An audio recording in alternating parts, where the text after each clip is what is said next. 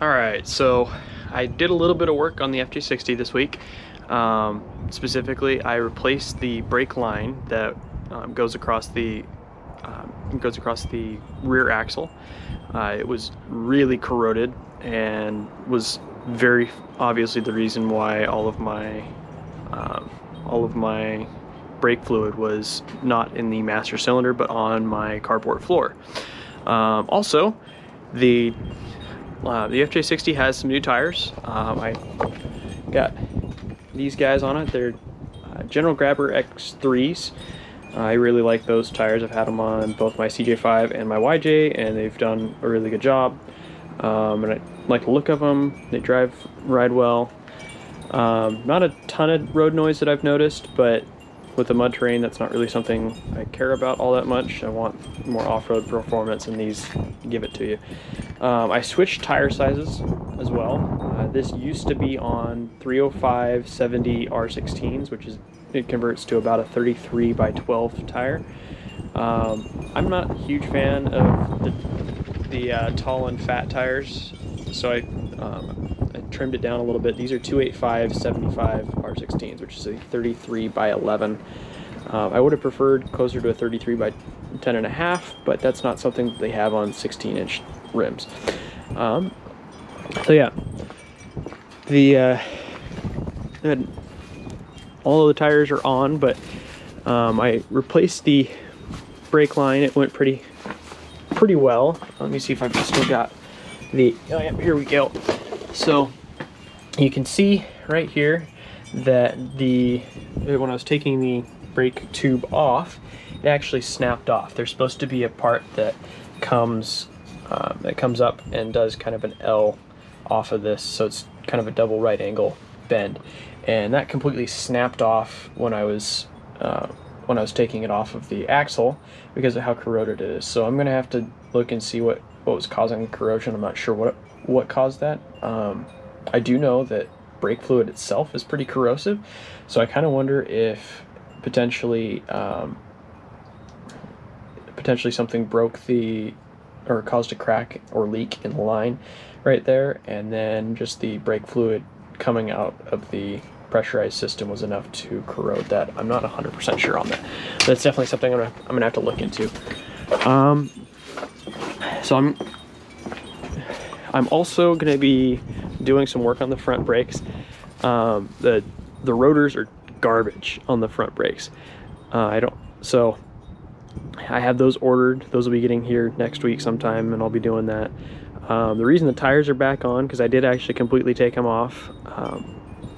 The reason the tires are back on as it is because I got impatient and I wanted to test drive this. Wanted to see how my brake repair job worked, and it did all right. The system actually holds pressure. The issue is that I'm only getting braking power from the rear brakes, I think, from the drums.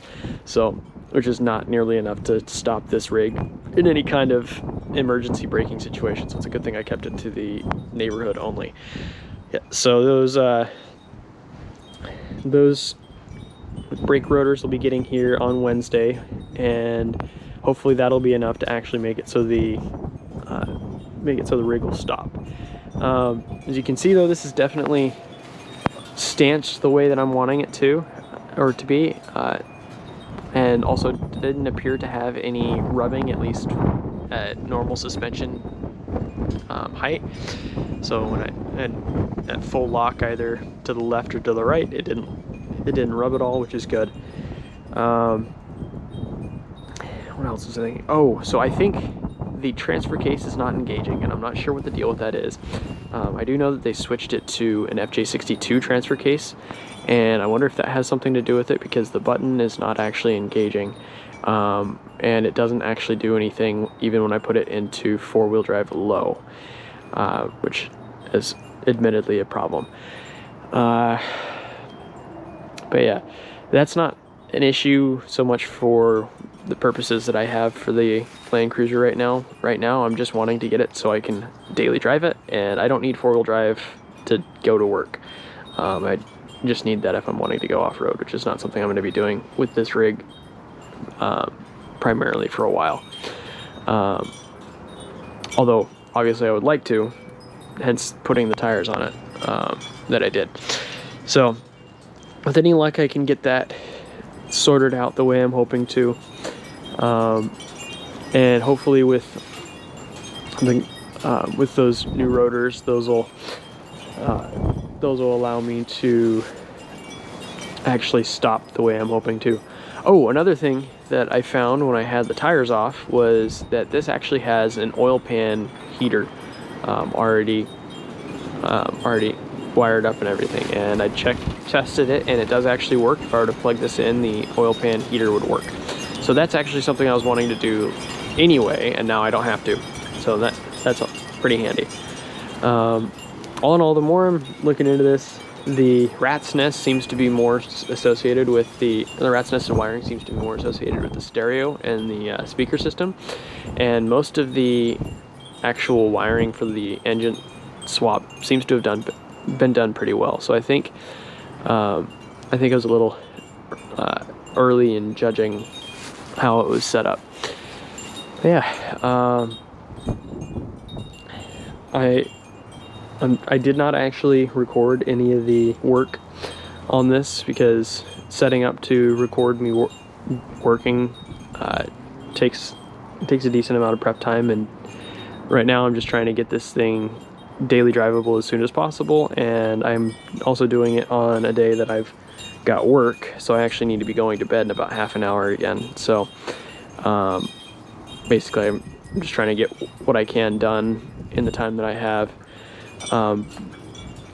So unfortunately you don't get to see me and my lack of mechanical competence this week, but hopefully next week, once I get the rotors put on this should be able to actually stop the way I need it to. And once I get the rotors fixed, the FJ40 will move up to the carport, and and then it will take the front seat, and I will actually be recording my work on that. So for the test drive that I did, it drove well, it turned well, it rode pretty well. I didn't take it very fast. I only took it about 20 miles an hour. I wasn't willing to go any faster than that, just relying basically on drum brakes and compression braking. But yeah, it drove well. I didn't have any steering issues that I could tell, at least at those low speeds. Suspension worked great on the bumps that I hit. And all in all, I think it'll be a nice, comfortable daily driver once I get it to where I can actually stop it. Until then, it's not going to be that great, just as you might figure. Yeah, and I'm gonna have to do some research to try and find out what the issue with the transfer case is, because since the transfer case is not engaging, I'm not going to be able to actually take it off-road at all, which is a bit of a bummer. So hopefully we can get that sorted pretty quickly. In the meantime, enjoy this short clip of Alex working on the rear brake drum.